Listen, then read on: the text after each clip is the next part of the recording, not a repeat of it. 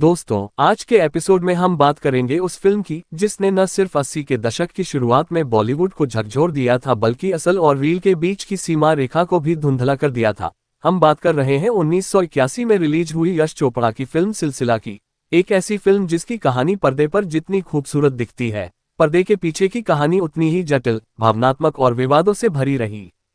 तो आइए दोस्तों, चलते हैं उस दौर में जब यश चोपड़ा का नाम रोमांस का पर्याय बन चुका था और अमिताभ बच्चन, रेखा और जया बच्चन की तिकड़ी ने एक ऐसा सिलसिला रचा जिसे आज तक भुलाया नहीं जा सका।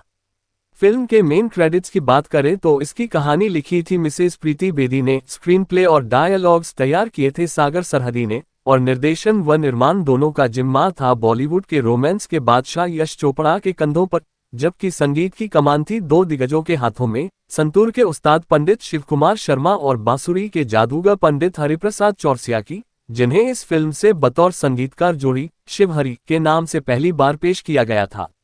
गीत लिखे थे जावेद अख्तर, राजेंद्र कृष्ण, डॉक्टर हरिवंश राय बच्चन, हसन कमाल और निदा फाजली जैसे शायरों ने, यानी शब्द, संगीत और भावनाओं का ऐसा संगम जो अपने समय से कहीं आगे था। लेकिन दोस्तों, सिलसिला सिर्फ एक रोमांटिक फिल्म नहीं थी, बल्कि एक ऐसी कहानी थी जिसमें असल जिंदगी की सच्चाइयां रील के पर्दे पर उतर आई थीं। उस समय पूरा मीडिया, हर अखबार, हर गली मोहल्ले में एक ही चर्चा थी, अमिताभ बच्चन और रेखा के अफेयर की। और जब यश चोपड़ा ने यह ऐलान किया कि उनकी अगली फिल्म में अमिताभ, रेखा और जया तीनों साथ नजर आएंगे, तो मानो पूरे देश में सनसनी फैल गई। हर कोई यही सोच रहा था कि क्या यश चोपड़ा असल जिंदगी के इस प्रेम त्रिकोण को फिल्म में उतारने जा रहे हैं। लेकिन शायद बहुत कम लोगों को पता है कि यह फिल्म शुरू में इन तीनों के साथ नहीं बनने वाली थी। असल में 30 सितंबर 1979 को सिलसिला का मुहूर्त हुआ था और उस समय फिल्म की कास्ट कुछ और ही थी। अमिताभ बच्चन के अपोजिट पत्नी का किरदार निभाने वाली थी स्मिता पाटिल और प्रेमिका का रोल निभाने वाली थी प्रवीण बाबी। साथ ही फिल्म में शशि कपूर और संजीव कुमार भी थे, जो उस वक्त यश चोपड़ा के बैनर की दूसरी फिल्म सवाल की शूटिंग कर रहे थे, जिसके निर्देशक थे रमेश तलवार। सब कुछ तय हो चुका था, पर कहानी का सिलसिला यहीं से करवट लेने लगा। एक दिन जम्मू कश्मीर की खूबसूरत वादियों में कालिया की शूटिंग चल रही थी, तभी यश चोपड़ा वहां अमिताभ से मिले। वे पूरी स्क्रिप्ट लेकर आए थे। अमिताभ ने स्क्रिप्ट पढ़ी और यश जी से सीधा सवाल पूछा, ईमानदारी से बताए, इस कहानी के लिए आइडियल कास्टिंग क्या होनी चाहिए। यश चोपड़ा कुछ देर चुप रहे और बोले, अगर ईमानदारी से कहूं तो तुम्हारे साथ जया बच्चन और रेखा। ये सुनते ही माहौल कुछ पल को ठहर गया। फिर अमिताभ ने कहा, ठीक है, कल बंबई चलते हैं और दोनों से बात करते हैं। अगले दिन दोनों मुंबई लौटे। पहले जया बच्चन से मुलाकात हुई। कहा जाता है कि जया जी पहले असमंजस में थी कि इस फिल्म में काम करे या नहीं, क्योंकि कहानी में उनके पति की प्रेमिका का किरदार रेखा निभाने वाली थी। लेकिन जब उन्हें पता चला कि फिल्म के अंत में अमिताभ का किरदार अपनी पत्नी यानी उनके पास लौट आता है, तो उन्होंने हामी भर दी। यश जी ने मुस्कुराते हुए कहा, कल हम लोग शूटिंग के लिए जम्मू कश्मीर जा रहे हैं। आप पमला चोपड़ा के साथ जाकर कुछ साड़ियां खरीद लीजिए, टेलर भी साथ रहेगा, वहीं लोकेशन पर ब्लाउज पेटीकोट सब तैयार कर देगा। इसके बाद यश जी रेखा से मिले और उन्हें कहानी सुनाई। रेखा भी फिल्म करने के लिए तैयार हो गई। यश जी ने कहा, आप अपनी कुछ ड्रेसेस बनवा लीजिए और 3-4 दिन में जम्मू कश्मीर पहुंच जाए। लेकिन अब असली मुश्किल सामने थी, स्मिता पाटिल और प्रवीण बाबी को कैसे इनकार किया जाए, जो पहले से फिल्म के लिए साइन हो चुकी थी। यश चोपड़ा के असिस्टेंट रोमेश शर्मा, जो इस फिल्म के डायलॉग डायरेक्टर भी थे, उन्हें यश जी ने मैसेज भेजा कि प्रवीण बाबी को बता दो कि अब वो फिल्म में नहीं है। उस वक्त प्रवीण बाबी कालिया की शूटिंग के लिए जम्मू कश्मीर में ही थी। रोमेश शर्मा ने उन्हें बात बता दी। उधर स्मिता पाटिल को खबर देने की जिम्मेदारी यश जी ने शशि कपूर को दी। उन्होंने कहा, शशि, मैं स्मिता को खुद नहीं मना पाऊंगा, तुम मेरी दोस्ती की खातिर उससे बात कर लो। शशि कपूर ने वही किया, स्मिता पाटिल से जाकर बोले कि अब वो फिल्म में नहीं है। कहानी का मोड़ तब आया जब यश चोपड़ा जम्मू कश्मीर पहुंचे। एयरपोर्ट पर ही उनकी मुलाकात प्रवीण बाबी से हुई, जो मुंबई के लिए फ्लाइट पकड़ने वाली थी। उन्होंने मुस्कुराते हुए कहा, आप वही कीजिए जो फिल्म के लिए अच्छा है, मुझे कोई ऐतराज नहीं, लेकिन अब मेरे लिए एक फिल्म आप पर उधार रही। बाद में स्मिता पाटिल से मुलाकात हुई तो उन्होंने कहा, आपने मुझे खुद ये बात कह दी होती तो अच्छा लगता, शशि जी से कहलवाना ठीक नहीं था। यश जी ने सिर झुकाकर कहा, हाँ, मैंने गलत किया, लेकिन उस वक्त हिम्मत नहीं हुई। यहीं से सिलसिला की असल यात्रा शुरू हुई। शूटिंग से पहले यश जी ने जया और रेखा दोनों से साफ कहा कि उनके बीच की पर्सनल इक्वेशन शूटिंग पर असर नहीं डालनी चाहिए। दोनों ने वादा किया और अपने शब्द पर कायम भी रहीं। दोनों के मेकअप रूम अलग थे, शूटिंग के दौरान सिर्फ सीन में ही मुलाकात होती थी। जया बच्चन के लिए ये यश चोपड़ा के साथ पहली और आखिरी फिल्म बनी, जबकि अमिताभ और रेखा की यह आखिरी फिल्म रही जिसमें दोनों एक साथ स्क्रीन पर नजर आए। यश चोपड़ा ने शूटिंग के दौरान पूरी मीडिया को सेट से दूर रखा, किसी पत्रकार को आने की अनुमति नहीं थी। कलाकारों से भी कहा गया था कि फिल्म की कहानी या शूटिंग से जुड़ी कोई भी बात बाहर न जाए, क्योंकि इस फिल्म में जो हो रहा था वो लोगों के दिलों में पहले से ही तूफान मचा रहा था। संगीत की बात करें तो सिलसिला के गाने आज भी उतने ही ताज़ा लगते हैं।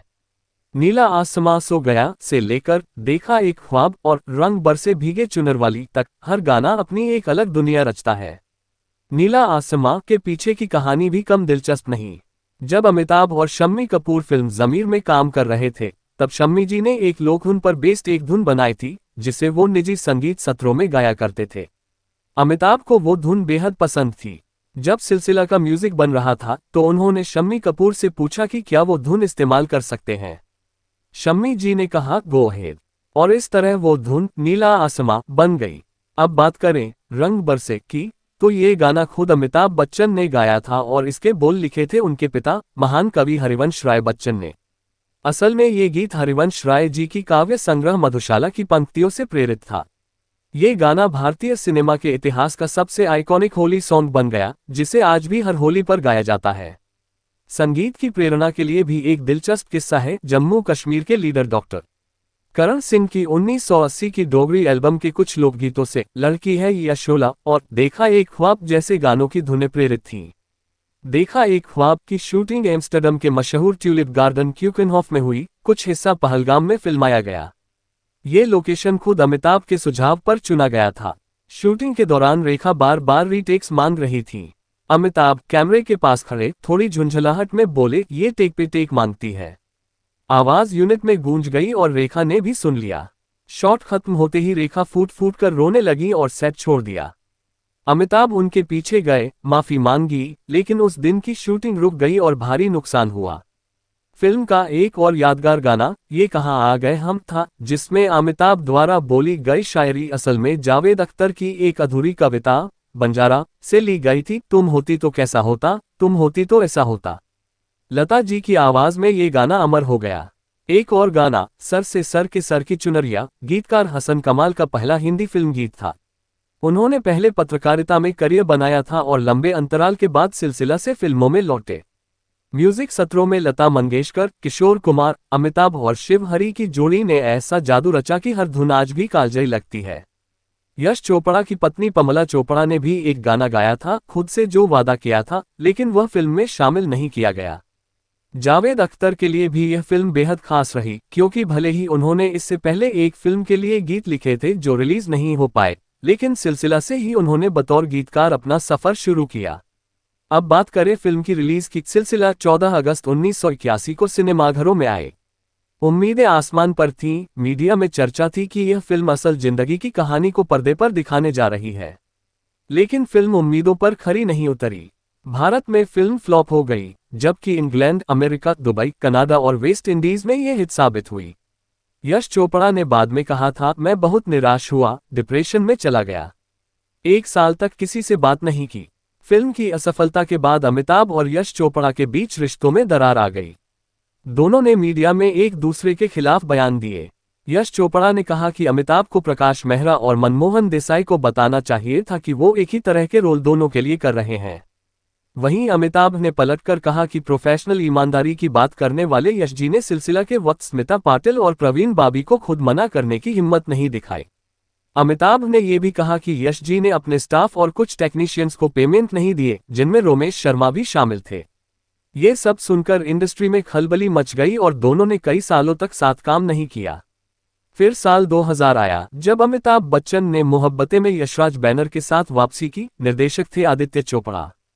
और 2004 में यश चोपड़ा के निर्देशन में वीर ज़ारा के साथ अमिताभ और यश जी ने अपने पुराने गिले शिकवे भुलाकर नया सिलसिला शुरू किया। आज पीछे मुड़कर देखें तो सिलसिला वो फिल्म थी जो अपने समय से बहुत आगे थी। उस दौर में जब ऐसे विषयों पर खुलकर बात करना भी मुश्किल था, यश चोपड़ा ने न सिर्फ इसे पर्दे पर लाया बल्कि उसे भावनाओं, कविता और संगीत की लय में पिरो दिया। भले ही यह फिल्म बॉक्स ऑफिस पर नहीं चली, लेकिन वक्त के साथ यह एक क्लासिक बन गई। आज इसे देखने वाले कहते हैं कि यह फिल्म नहीं, एक एहसास है जो रूह को छू जाता है। दोस्तों, यही था हमारा आज का एपिसोड, जिसमें हमने जाना सिलसिला के बनने की वो कहानी जो जितनी खूबसूरत है उतनी ही रहस्यमयी भी। अगर आपको यह एपिसोड पसंद आया हो तो लाइक कीजिए, शेयर कीजिए और कमेंट में बताइए कि इस फिल्म से जुड़ा कौन सा किस्सा आपको सबसे ज्यादा चौंकाने वाला लगा। और अगर आपने अभी तक चैनल सब्सक्राइब नहीं किया है तो प्लीज कर लीजिए, बेल आइकन दबाइए ताकि अगला एपिसोड सबसे पहले आप तक पहुंचे। फिर मिलेंगे एक और अनसुनी फिल्मी कहानी के साथ, तब तक के लिए thank you so much for watching.